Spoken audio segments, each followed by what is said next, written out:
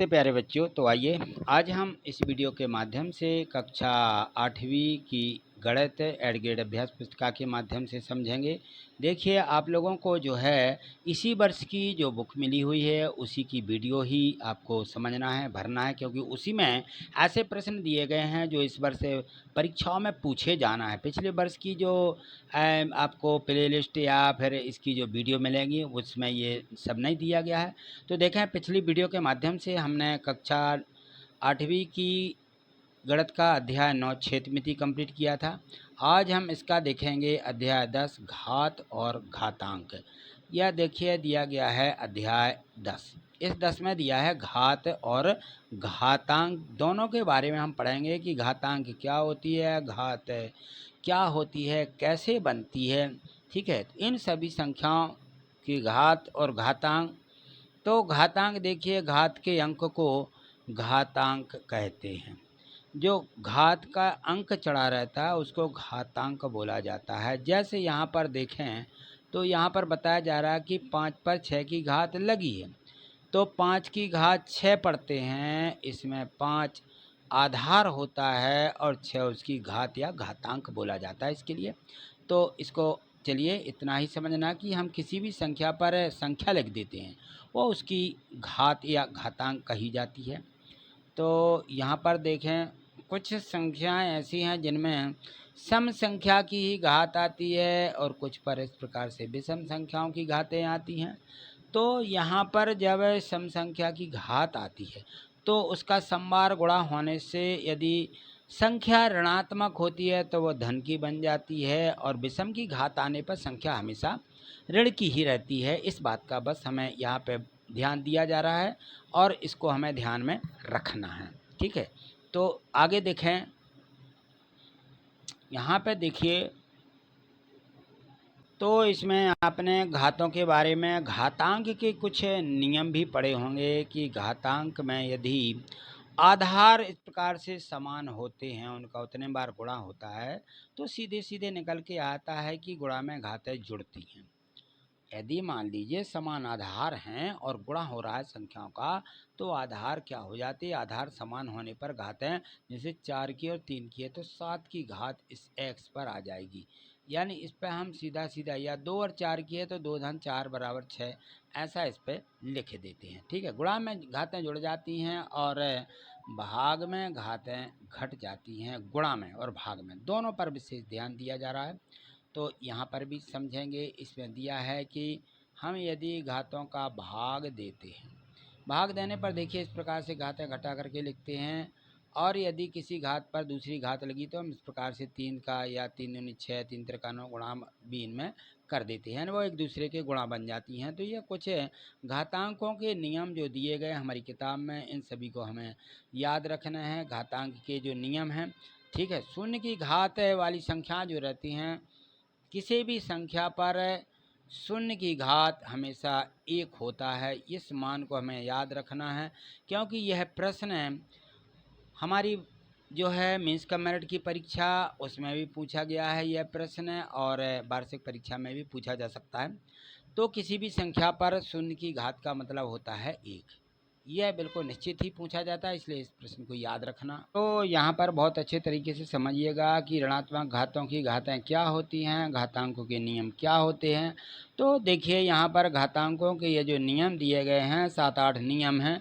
इन नियमों को बहुत अच्छे तरीके से आप जो है पढ़ लीजिए या इनको अलग से लिख लीजिए। यह घातांक के नियम दिए गए हैं। इन नियमों के आधार पर पूरे घातांकों की हमारी संक्रियाएं चलती हैं कि यदि गुणा में घातें जुड़ती कैसे हैं, यदि आधार समान होते हैं तो भाग में घातें घटती हैं और घातों का इस प्रकार से mn गुणा होता है। तो यहाँ आधार असमान होने पर घातें अलग से दोनों पर एक ही घात लिख दी जाती है। भाग में भी ऐसा होता है और गुणा में भी होता है। किसी भी संख्या पर शून्य की घात 1 होती है। यदि ये परिण m की घात है तो 1/m, और m की घात है तो 1/a परिण m की घात। इन घातों को जरूर, घातांकों के नियमों को आप बहुत अच्छे तरीके से याद कर लेंगे। आगे चलिए, अब हम देखते हैं, इनमें बहुत ऐसी संख्याएं दी गई हैं जिनकी घातें आपस में जोड़ दी गई हैं।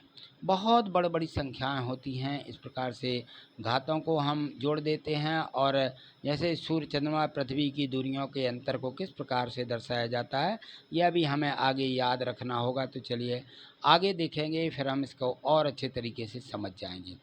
अब यहाँ देखिएगा, हमारे जो हैं ऑब्जेक्टिव प्रश्न यानी बहुविकल्पीय प्रश्न दिए गए हैं। इन बहुविकल्पीय प्रश्नों को ज़रूर अपनी 8 ग्रेड अभ्यास पुस्तिका में भर लें, क्योंकि मीन्स का मेरिट परीक्षा में यही प्रश्न कहना चाहिए, यही और इसी प्रकार के प्रश्न हमारी मीन्स का मेरिट परीक्षा में, वार्षिक परीक्षा में और जो ओलंपियाड परीक्षा होने वाली है उसमें, और इसके बाद जो बच्चे उत्कृष्ट या मॉडल स्कूल का टेस्ट देते हैं उनके लिए भी ये प्रश्न बहुत ही इम्पोर्टेंट हैं, बहुत ही आवश्यक हैं। तो इन प्रश्नों को समझ लीजिए, सिर्फ आपको उतारना नहीं है, पूरी वीडियो को प्ले करके समझना है, सुनना है। किसी शून्येतर परिमेय संख्या ए के लिए ए पर ऋण n का मान क्या होगा। तो ऋण m का मान क्या होगा यह हमें यहाँ बताना होता है कि यदि किसी संख्या पर इस प्रकार से घात लगी होती है ऋण m, तो a के लिए a पर ऋण m का मान क्या होगा। तो a बटे में आ जाने पर घात हमेशा धनात्मक हो जाती है। यह हमने अभी घातांकों के नियम में पढ़ा है। तो इनको ज़रूर आप एक बार अच्छे से फिर से समझिएगा। और यहाँ देखिए इसका मान जो a पर 1/m की घात, ऐसा यह मान हो जाता है। तो यह हमें लिखना है, a पर 1/a पर m की घात। ठीक है, a बटे में आ जाने पर a पर धन की घात हो जाती है। डी वाला ऑप्शन यहाँ पे हमें लिखना है। चलिए आगे देखें, अगला प्रश्न क्रमांक 2 दिया गया है। प्रश्न क्रमांक 2 में पूछा जा रहा है कि x कोई शून्येतर पूर्णांक है। शून्येतर का मतलब यह है कि जिसका मान शून्य नहीं है, वह मान शून्येतर कहलाता है।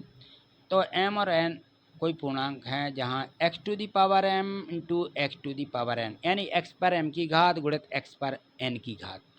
तो यहाँ देखें, आधार समान होने पर हमने अभी पढ़ा था कि गुणा में घातें जुड़ जाती हैं, तो m और n जुड़ जाएंगे तो x पर घात आ जाएगी m धन n की। ठीक, ये b वाला ऑप्शन यहाँ पर सही हो जाएगा और b वाले इस गोले को यहाँ पर भरना, यहाँ पर d वाले गोले को भरना था। ठीक, चलिए आगे देखिए, आगे जो और भी इसके बहुविकल्पीय प्रश्न दिए गए हैं। इन बहुविकल्पीय प्रश्नों में इस प्रश्न को तो बहुत अच्छे तरीके से समझना है और इसको हल करना है।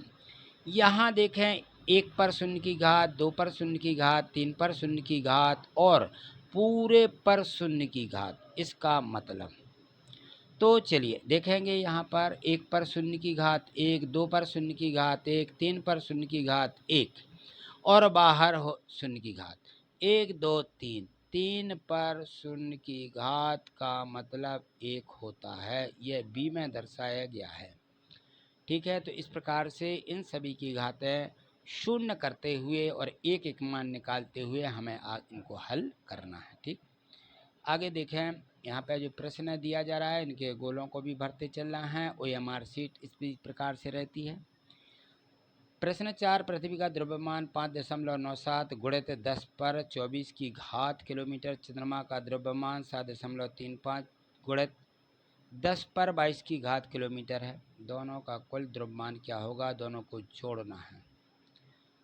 तो यह 5.97 और 7.35 को हम जोड़ेंगे तो इस प्रकार से यह संख्या जुड़ करके, तो यहाँ पर हमें समझना होगा कि यहाँ जो संख्या लिखी हुई है, यहाँ जो घात लिखी हुई है, यहाँ 10 पर 24 की घात, यहाँ 10 पर 22 की घात है, तो दोनों घातों को बराबर बना लीजिए।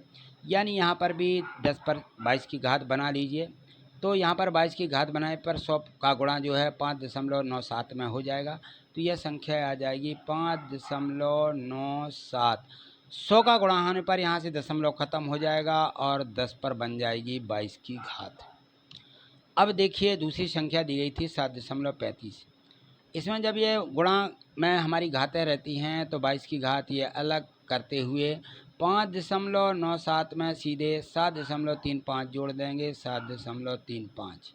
तो यहाँ आ जाएगा 0.35 और यह 7 दूनी 14, हासिल 1, 9 1 10, 5 और 1 6, 604.35 10 पर यह 22 की घात बन जाएगी। तो इस प्रकार से इसका ऑप्शन ए वाला सही हो जाता है। दोनों का कुल द्रव्यमान निकालना था, यानी दोनों को जोड़ना था। ठीक है, चलिए इनको जोड़ करके इस प्रकार से लिखेंगे। आगे देखिए प्रश्न इसका 5वां जो दिया गया है, 5वें प्रश्न में दिया है कि कोई एक शून्येतर पूर्णांक x के लिए x पर 5 की घात भागित x पर 13 की घात। तो हमने देखा है कि घातें भाग में घटती हैं, यानी 5 में हो, x पर 5 की घात में हो 13 घटाएंगे तो ऋण के 8 बचेंगे, यानी x पर ऋण 8 की घात आ जाएगी, जो कि 1/x पर 8 की घात धनात्मक रूप में इस प्रकार से लिखेंगे, जो कि यह प्रश्न डी में दिया गया है। और डी वाला ऑप्शन इसका यहाँ लिख देंगे, जो कि सही होगा, और डी वाले गोले को यहाँ पे भरना भी है। ठीक है, प्रश्न 6वां यहाँ समझिए और इसको आगे देखिए। इनके मानक रूप हम किस प्रकार से लिख पाते हैं, यहाँ देखें। यह दिया गया है, पहला 0.000000 5 बार रखे हुए हैं, 78 लिखा हुआ है। तो जब इनका हम मानक रूप लिखते हैं तो एक संख्या के बाद दशमलव, यानी 7 के बाद दशमलव लगाना होगा। यह दशमलव उठ करके यहाँ आएगा, यानी कितने 10 पर शून्य बढ़ जाएंगे, 5 ये हैं और 1 ही 6। तो यहाँ आप इस प्रकार से तोड़ सकते हैं, 7.8 बटे और बाकी के हम क्या करते, शून्य रख देते हैं। तो 1 2 3 4 5 6, 10 पर 6 की घात, जो कि ऊपर आके गुणा के रूप में क्या हो जाएगी, 10 पर ऋण 6 की घात बन जाएगी, और ये इसका उत्तर होगा, ये इसका मानक रूप होगा। इसी प्रकार से दूसरे प्रश्न को भी समझिएगा और अच्छे तरीके से समझ लीजिए, क्योंकि यहाँ चाहें तो आप इस प्रकार से भी हम अलग से इसको ऐसा करके यहाँ समझिएगा आप।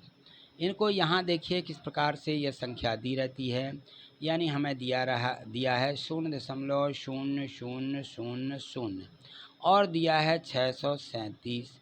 तो हम क्या करेंगे, यहाँ पे 637 ऐसा लिखते हुए दशमलव का एक बाकी के शून्य रख देते हैं। तो 1 2 3 4 5 6 7 शून्य रखेंगे, 1 2 3 4 5 6 7। अब हम ये कह रहे हैं कि यहाँ एक दशमलव बनाना, यानी हमें 2 अंकों बाद यहाँ दशमलव रखना, तो इसके 2 शून्य ख़त्म करना होंगे और यहाँ पे बन जाएगा 6.37। ठीक है ना। ये अब देखेंगे 10 पर 1 2 3 4 5 की घात बचेगी, तो 6.37 और ये बचेगी 10 पर 5 की घात, जो कि यह ऊपर आके गुणा के रूप में 6.37 गुणित 10 पर ऋण 5 की घात ऐसे ही बन जाएगी, और यह इसका उत्तर होगा। तो इस प्रकार से संख्याएं रहती हैं। ठीक है, चलिए आगे देखें। अब आपकी समझ में आ गया होगा कि ये जो प्रश्न क्रमांक दिए गए हैं, प्रश्न क्रमांक 7 इसका पहला, इसका यह दूसरा है। 4.21 को किसके रूप में रखना, समान रूप में। 10 पर 6 की घात है, तो 4.21 में इस पर 10 पर 6 की घात यानी 6 शून्य रखते हुए गुणा कर दें, और यहाँ 2 अंकों बाद दशमलव, तो इस प्रकार से दशमलव लगा देंगे, और बाकी के इन शून्यों का कोई मतलब नहीं होता है, यानी इन शून्यों को हमें कैंसिल मानते हुए तो ये आ जाएगी हमारी, यहाँ पे संख्या देख लीजिए कितनी आ जाती है, 4,21,00,000, इकाई दाई सगड़ा हज़ार 10,000 लाख 10 लाख, यानी 42 लाख है 10,000, ऐसा पढ़ेंगे इसको, 42 लाख 10,000, यह उत्तर मिल जाएगा। आगे देखिए 3 गुणित 10 पर ऋण 8 की घात है, तो इसको भी हम 10 की घात ऋण 8 की है, तो ये बटे में ले जाएंगे, 10 पर इस प्रकार से घात बन जाएगी, और इसका जो मानक रूप होगा, यानी हमें 1 2 3 4 5 6 7 8 संख्याओं के बाद दशमलव रखना है। तो 3 के बाद हम गिनती शुरू करेंगे शून्य बढ़ाते हुए, 1 2 3 4 5 6 7 8, और यहाँ दशमलव आएगा और इसके आगे शून्य बना देंगे। ठीक है ना। तो यह इसका उत्तर हो जाएगा 0.00000003, यह हमारा उत्तर होगा। चलिए आगे देखते हैं, प्रश्न 8वां दिया गया है। 8वें प्रश्न में आगे देखा समान रूप और मानक रूप हमने यहाँ पे समझे, और यहाँ पर भी देखिएगा मान ज्ञात कीजिए। अब अभी हम कुछ घातांक के नियम भी पढ़ चुके हैं, उन घातांकों के नियमों के आधार पर यहाँ देखें 3 पर शून्य की घात, जिसका मतलब होता है 1। ठीक, धन 4 पर 1 की घात, इसका मतलब होता है 1/4। देखिए यहाँ पे मैंने लिख दिया। गुणित लिखा हुआ है 2 पर 2 की घात यानी 4। अब इनको तोड़िए, 4 एकम 4 धन 1 ये आ गया, 4 धन 1/4, 4 और 1 5, ठीक है ना। और ये 4 बटे में है तो 4 एकम 4, 4 एकम 4, ये गुणा के रहते कट जाते तो 4 और 1 5, उत्तर आ जाएगा 5। 9वां प्रश्न देखिए, 9वें प्रश्न में भी इसी प्रकार से हमें हल करना होगा घातांकों के नियमों का प्रयोग करते हुए, इनका हमें उपयोग करना है। प्रश्न 9वां, 2 पर ऋण 3 की घात गुणित 4 पर ऋण 1 की घात भाग देना 2 पर 6 की घात का। तो 2 पर ऋण 3 की घात यानी 1/2 पर 3 की घात आज धन की आ जाएगी। इसी प्रकार से 4 पर ऋण 1 की घात है तो बटे पर 4 1 की घात यानी 4 आ जाएंगे। गुणित 2 पर 6 की घात है तो गुणित है, हम इसको 1/6, क्योंकि भाग है तो भाग का बन जाता है गुणा, ठीक है ना। भाग का क्या लिखना पड़ता है, गुणा, और संख्या हमारी बदल जाती है। तो इस प्रकार से संख्या को 1/2 पर 6 की घात बदल देना है। और यहाँ सबको 2 के रूप में इस प्रकार से तोड़ना है। 2 पर 3 की घात, 2 पर 3 की घात का मतलब होता है 2 गुणित 2 गुणित 2 गुणित 2, 3 बार, 2 दूनी 4 दूनी 8, क्या आ जाएगा 8। 2 पर 8 की घात यानी 1/2 पर 3 की घात है तो 3 की घात का मतलब 8, 1/8 और 1/4 ये दिया गया है। 8 चौके या 32 हो जाएंगे। और यहाँ पर घात है तोड़ लें कि 2 दूनी 4 दूनी 8 दूनी 16 दूनी 32 दूनी 64, 1/32 इसका आया, 1/64 इसका मान आया। यहाँ दोनों को लिखा, दोनों का गुणा किया, 32 का 64 में गुणा करिएगा तो ये आ जाएगा आपके पास में 2048, 1/2048, यह इसका उत्तर आएगा 9वें प्रश्न का। चलिए आगे देखें, प्रश्न क्रमांक 10 दिया गया है। यहाँ देखिए 10 में दिया घातांक के नियमों का प्रयोग करते हुए हल करें। तो जो घातांक के नियम है बस वही लगाना हमें। यहाँ पर देखिए घातांक के नियम हम किस प्रकार से इनका उपयोग करेंगे घातांक के नियमों का। तो देखें यहाँ पर 1/3 पर ऋण 2 की घात धन 1/5 पर ऋण 2 की घात धन 1/6 पर ऋण 2 की घात, इसको हमें हल करना है। और दूसरा दिया है ऋण 2/3 पर ऋण 2 की घात और बाहर भी 2 की घात है। तो पहले प्रश्न को यहाँ समझिए। 1/2 पर ऋण 2 की घात धन 1/5 पर ऋण 2, 1/6 पर ऋण 2 की घात, जिनका मतलब हो जाएगा इनको हम पलट देंगे तो घात धन की हो जाएगी। तो 1/3 है तो 3 पर 2 की घात, 1/5 पर ऋण 2 की है तो ये 5 पर 2 की घात, 6 पर 1/6 पर ऋण 2 की घात है तो 6 पर 2 की घात, और 3 त्रिका 9, 5 25, 6 6 36, ये उत्तर, और सभी को जोड़ देंगे तो उत्तर आ जाएगा 70, ठीक। दूसरा प्रश्न है 2/3 ऋण के हैं और इस पर ऋण 2 की घात है तो 3/ऋण 2 लग दीजिए और धन की घात बना दीजिए यह, और दोनों का 2 बार गुणा करने पर यह जो ऋण है यह धन हो जाएगा। 3 त्रिका 9, 2 दूनी 4, 9/4 पर 2 की घात, तो 9 का 2 बार गुणा करेंगे तो 9 गुणित 9 ऐसा, तो 9 नाम 81 आ जाएगा। और 4 का भी 2 बार गुणा करेंगे, 4 गुणित 4 बराबर आ जाएगा 16, 81/16 यह इसका उत्तर हो जाएगा। प्रश्न 11 समझिए, यहाँ पे प्रश्न 11वां जो दिया गया है तो इसमें दिया है, यहाँ समझिएगा। देखिए प्रश्न 11,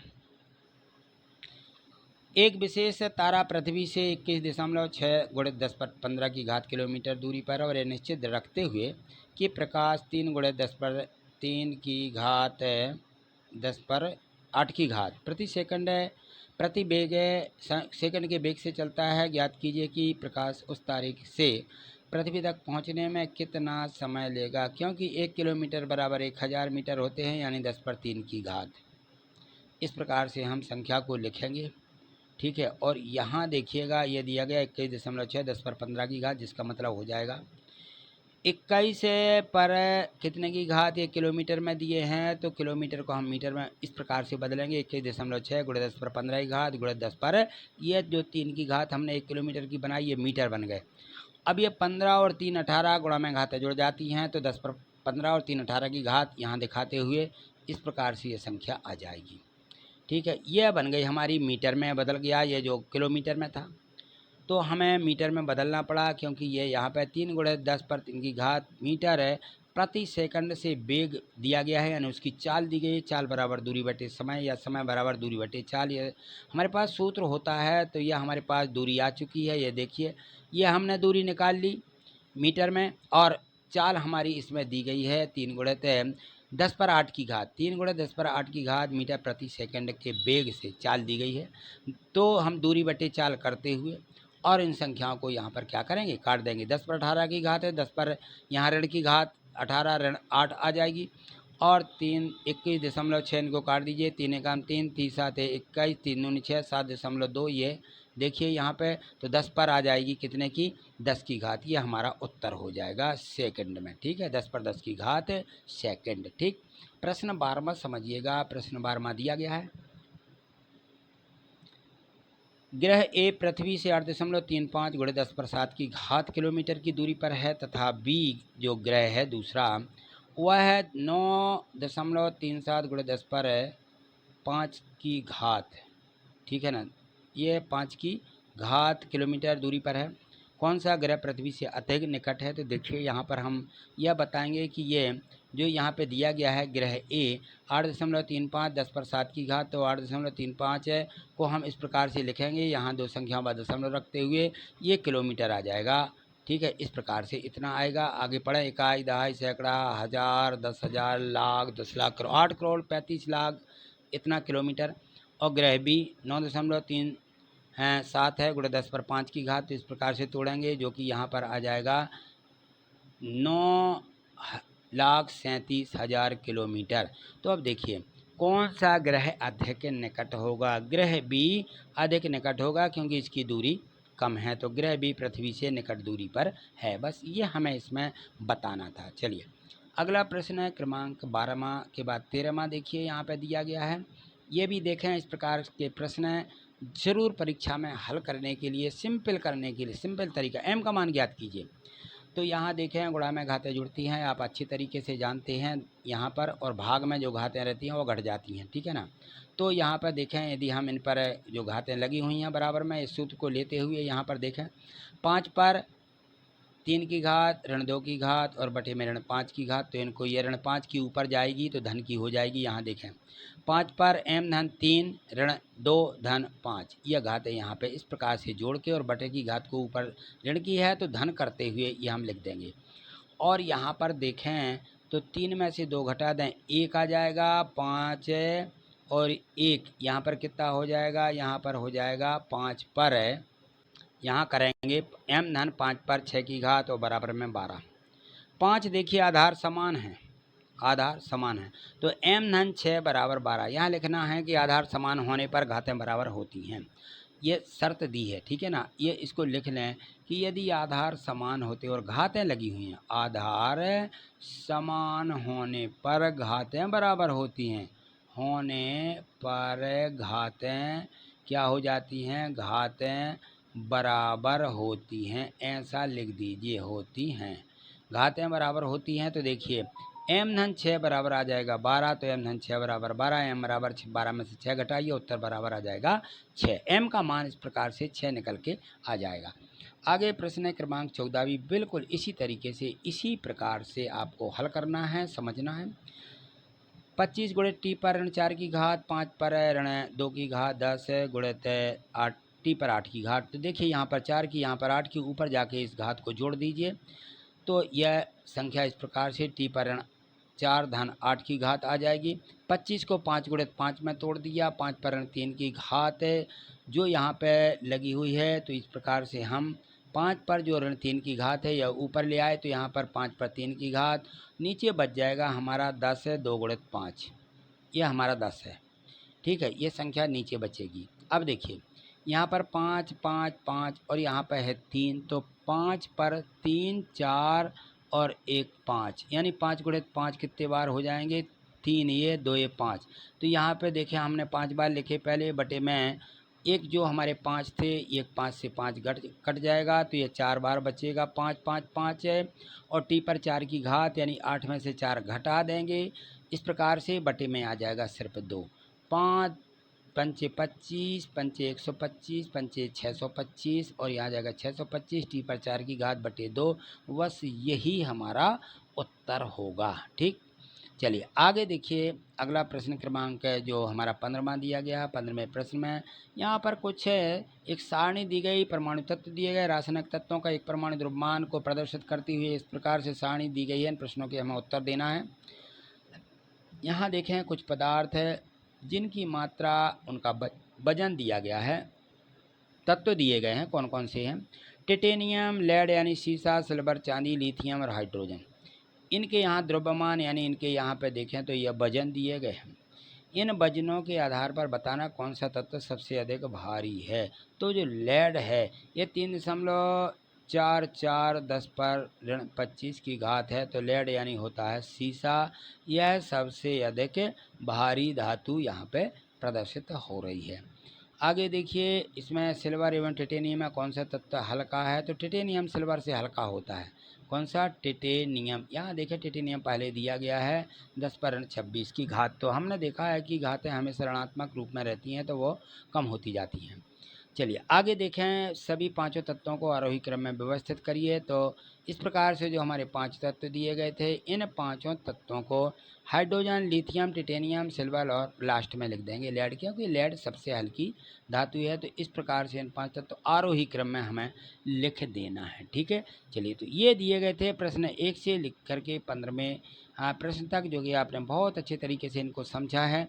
अब इनको अपनी 8 ग्रेड अभ्यास पुस्तिका में लिख लें, या आपने पहले 8 ग्रेड में लिख लिए हैं। तो वीडियो को प्ले करके ज़रूर समझिएगा, जिससे कि आपको ये सभी प्रश्न बहुत अच्छे तरीके से समझ में आए। बताइए वीडियो आपको कैसी लगी। वीडियो निश्चित ही पसंद ही आई होगी, तो आप वीडियो को लाइक अवश्य करिएगा, और आगे बने रहने के लिए चैनल को सब्सक्राइब करके रखें। यदि चैनल पर नए हैं तो चैनल को ज़रूर सब्सक्राइब